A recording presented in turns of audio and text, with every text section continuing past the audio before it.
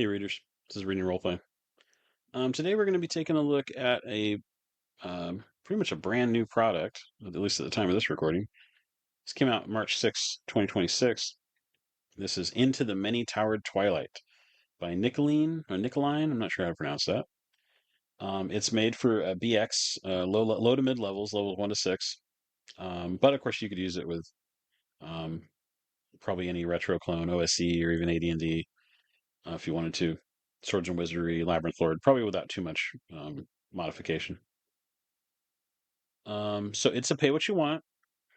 Its suggested price is $2.49, and at 75 pages, that is a steal. It is packed full of info. Got great maps. When you download this, you do get obviously the PDF, but you also get the maps, high-res maps in addition. I wanted to say something real quick about page count because I've recently bought a couple products and I've been disappointed because I may say 35 pages, 36 pages, whatever it was. It was not. It was mostly graphics, not a lot of substance. So if we look at a product like this, I went ahead and took this and took it to a website to get its approximate word count. And Into the Many-Towered Twilight has an approximate word count of 57,551. Now, by contrast, if we look at something like Shadow Dark, which has 325 pages, if I remember correctly. Now, it is digest, obviously, so take that into account. But it's only 69,000 words, approximately. And I got that by just cutting and pasting it, dropping it into a Google Doc, doing a word count. So, your mileage may vary. Unfortunately, these days, just judging by word count, we don't really know what we're getting until we open it. And sometimes that's fine if you know what you're getting. Like something like Mark Bjork's obviously going to have a really low word count, mostly be graphics and images. But, if you're looking for something substantive to run for your game, well, these are the kind of products you need. So this is our front page here, Beyond Tellarn. Now, I do own Lions of Tellarn. Um, so when I saw this, I actually just bought it based on the description, not even knowing it was related. I didn't really pay attention to anything other than just this title, Into the Many-Towered Twilight. And I was delighted to see it was the same writer. Because Lions of Tellarn is great. It's been on my to-do pile for a while as far as running. So this is listed as a dungeon in Kurhan and Spear. And here we have acknowledgments. This is very generous. Right off the bat, this is released under Creative Commons. And the author tells you to do whatever the heck you want with it. There's a list of all the public domain images that are used, as well as fonts, icons, breakdown of how to use this, like what it is. It's just, a dungeon for 46 players, low to mid levels, levels 1 to 6, 150 plus room adventure site. It's in its own setting, but it can be adapted. And of course, a list of the author's other products. Mechanical notes, shorthand for things like lighting conditions, coins. You can use either a silver or gold base, so everything's just listed as coins. What the bolding means, all caps mean, so on and so forth. And here we have the background. Welcome, wanderer, exile, or thief, to Kurhan of the Spear. This adventure takes place in the city of Kurhan, in the land of lost Hercrotia. North are the shifting wastes, south the jeweled kingdoms of Locke, the ruling city. It comes at the end of a great cycle of civilization, when things are falling, for now, slowly, and very soon, quickly into ruin. There's nothing stopping you from lifting it and setting it in your own campaign. Any of the histories given can be refitted, reworked, or ignored as needed. There are just a few facts which are immutable. Kurhan is archaic. Ruin upon ruin upon ruin upon ruin, and the dead outnumber the living 1,000-fold. Its decline is written in the stars and in the hearts of its people. The few who remain live in the remnants of forgotten ages, blind to the mysteries of deep time, unwitting inheritors of glory and bane. Anything could be down there, awaiting rediscovery. Kurhan is peripheral, an outpost on the trailing edge of civilization. It moves in the orbit of greater powers, themselves only dimly aware of its existence. It is dependent, colonized, and disregarded. Many years will pass between the last light going out in Locke and Kurhan hearing of its fall. When it does, the realization will come with the force of a hurricane. Kurhan is liminal. Out here on the precipice, many pathways intersect. Nothing begins or ends here. Wanderers, exiles, and seekers shelter beneath the towers, but do not linger. As the walls of the old world crumble, intrusions from more exotic realms eke through, uncanny visitors from the dry places, the world ocean, or the void between the stars. The old ends, the new begins. Everything is on a knife edge. Onto this scene come the party. They are desperate. No job is too dangerous, no patron too untrustworthy. Debt, poverty, or past failures drive them to take risks no one else will. Enter tombs long abandoned or challenge powers only spoken of in fearful tones. Light a fire under them and watch the world burn. They are curious, unsatisfied with the obvious, the shallow, or the explicable. Even a mundane gig can hide truths well hidden or forgotten. They poke, prod, and dare, preferring the satisfaction of knowing over the surety of returning hail. They seek out the wondrous. They are portentous. Kurhan is at the point of unraveling, and they are the ones picking at the thread. Where others have become ossified by age, failure, or melancholy, they come to upset the order, knock down the walls, and set things in motion. They are the heralds of great change. If you wish to expand on the dungeon or start a new campaign, beyond Tellar and Kurhan of the Spear contains a description of the city, its environs, and characters, all to build your own Kurhan with. That's about it. Everything else is up to you, even ignoring this. So go on and let the towers shudder at your passage. So as all great adventures, we start with a rumor table. And we'll go ahead and read through that. I'm just going to skip ahead. I'll come back to it. So we got notes to the DM, kind of talking about the general layout and what the players are going to be doing. And one of the great things about this, most interesting things to me about this, is that there are gates. There are these gate wards that you will open as you explore. And when you return to different locations later on, either after a day passes or no less than 6 hours passes, they'll be changed, or there'll be other things there, other things happening. Either new NPCs or as more gates get open, things get worse. That's the point. And then we have a basic overview of the Necropolis, and I'm going to show you the map, and we'll go back to the rumors. Entering the Necropolis. The new Necropolis is a series of great intersecting earthworks, shored by smooth-stoned retaining walls.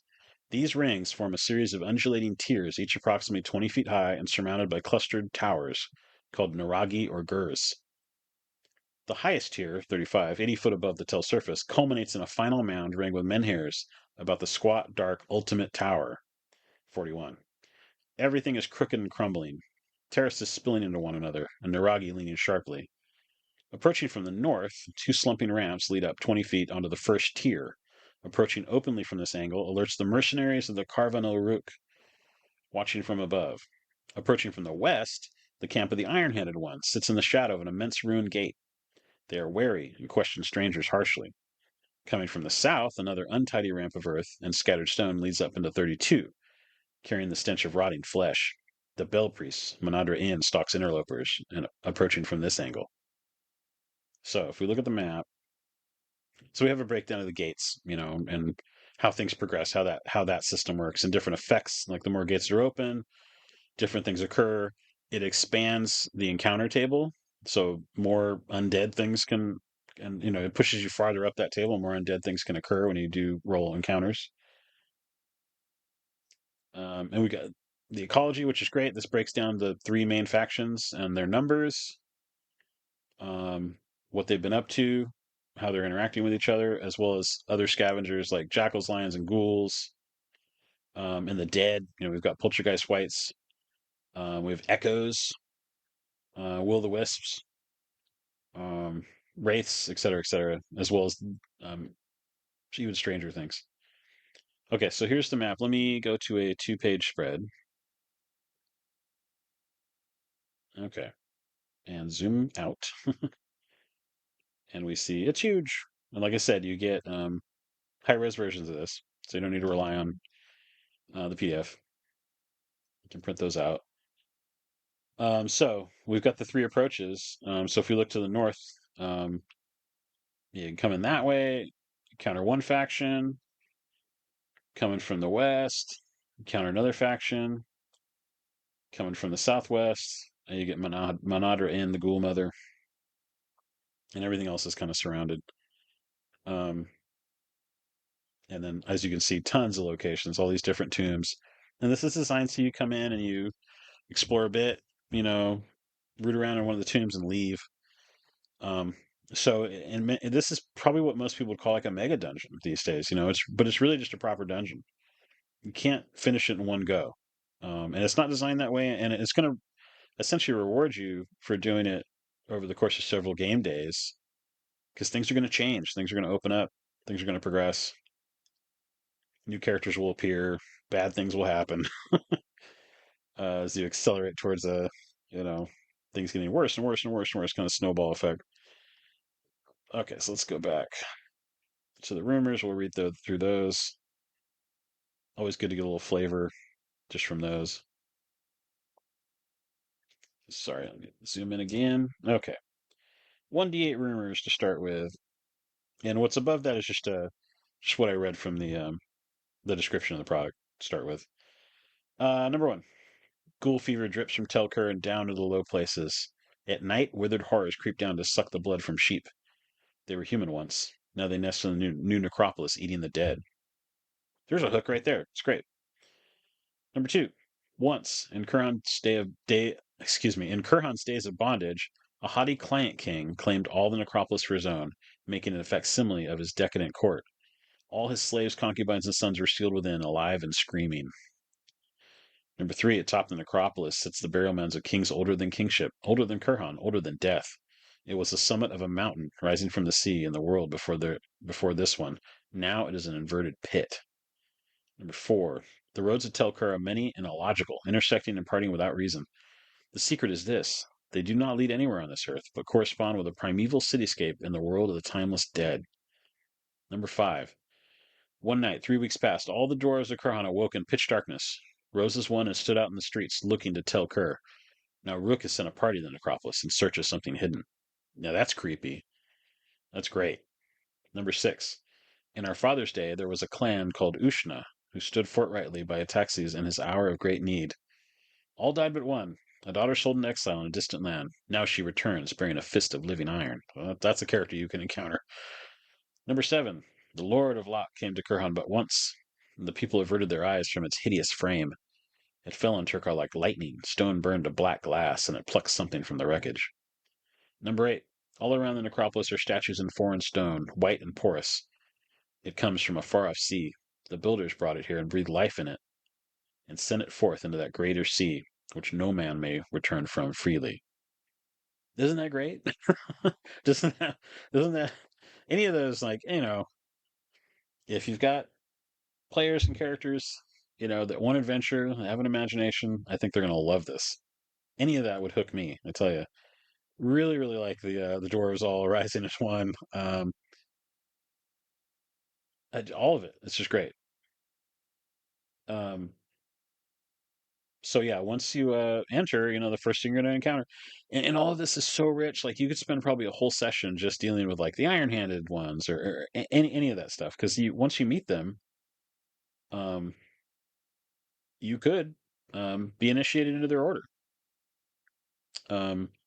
So, for example, here's the camp of the iron-handed ones, and it details their camp, um, all the characters within it, either tending their business in tents or outside. There's a blacksmith there who will deal with you, but you get his services for free if you're one of the group. They're cooking a stew as you come up, and then you can meet the person in charge as well. If you don't just go up there and pick a fight, obviously. Now, so here we go. So this is an example of the gates. So once these gates are open, things change. So if you've opened 2 gates, for example, the flap of the great tent is thrown open, all in the camp, crowding by the entrance, some kneeling, others climbing over each other to see inside. Inside, Sagmi Mara, so she's the lady in charge, speaks with a queenly figure in a floor-length cloak, Uana, accompanied by warriors in shimmering bronze plate. They discuss the sacking of the root camp, the gates, and the layout of the necropolis. And then, of course, you get a different reaction whether you've met her already or whether you're initiated. And then if we're further along and we've opened 4 gates, the camp is empty, and there's smoke rising from the fires. If inspected, they burned out gradually, full of white ash. 2 of the governor's black guards stand by the central fire. One keeps watch, the other squats and pokes through the ashes. Everyone else is gone. Provisions and treasures remain untouched in the tents. If approached, the guards hail the characters and explain they saw the smoke from the road and came to find the camp abandoned. They question the party and are not satisfied with any answers. Both head into the Necropolis to investigate. On the next encounter of Two the Haunted, whatever the initial roll, so that's a random encounter you can get, find the guards moving awkwardly, jerkily, in total darkness as two whites. So it's fantastic. So things go from dangerous to worse, I guess, potentially, depending on how your party behaves. Um, really great stat blocks. You know, they give you physical description. This, for example, is Sugmi Mar, Confessor Captain Fighter, 4th level. She knows, she wants, and she can, and her stats. So she can know her motivations, you know, who she is, what her, you know, essentially what her background is, and the things she can do for you if you're, you know, either initiated or you're allied with her, or you're, you know, doing something for her. And then if we go back to the map too, you'll see there are gates everywhere. So as soon as you enter, you can start encountering these gates. I mean, there's one right there by the camp, right by 0B is a gate, which is what they're camped outside of. So, but again, there's still like here at 4 and 3, there's still things to do and to get into, just depending upon where you're approaching from, without opening a gate. You know, so it could be days of game time or longer before a gate gets open. And of course, you know, they might be a little trepidatious about opening these gates. Who knows? But you open one, and hey, man, nothing seems to have happened. Not yet, anyway. Um, anyway, this is let's just skim through this. I'll just show you just how it's just so jam packed, and um, it's really well written, really evocative. It's got a clean layout. You know, it's easy to find stuff. You've got, you know, lighting condition next to um, each name of each location. Real quick, you know, one sentence summation of what it is, and then all the details you need as far as you know, skill checks and things, stat checks you might need to do. Um, what happens if you do this? What happens if you do that? Plenty of places to search, plenty of things to interact with. I mean, it's just a good dungeon. Like it's just how it should be.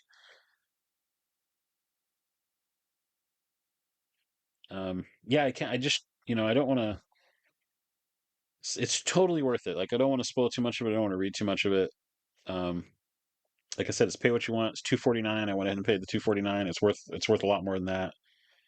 Um, you know, and this may not fit your campaign. You know, which is what's great about pay what you want. You can check it out, and if it's not to your liking, then that's it. But if it is, go back and, you know, pay the $4.98 or whatever the higher amount was, because, you know, we need more of this kind of stuff. And it's so generous to make this Creative Commons. So you could, you know, lift this stuff, rework it, do whatever. Anyway, so this is Into the Many-Towered Twilight. Just drops on DriveThruRPG. Thanks for listening.